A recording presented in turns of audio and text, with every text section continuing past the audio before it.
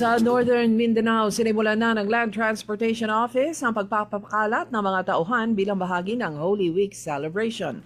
Layunin nito na makatulong sa mga mamamayan na bibiyahe pauwi sa mga probinsya para sa Semana Santa.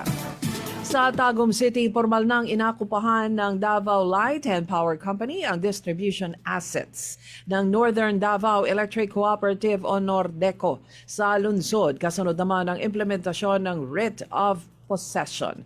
Sakop na kasi ng Davao Light ang malaking bahagi ng Northern Davao, kaya't sila na ang namamahala sa substation ng Nordeco.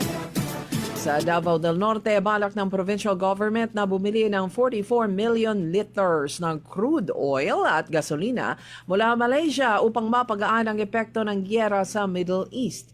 Sinabi ni Governor Edwin Jubahib na bagaman at nasa negotiation stage pa ito, umaasa siyang mangyayari din ito sa lalong madaling panahon.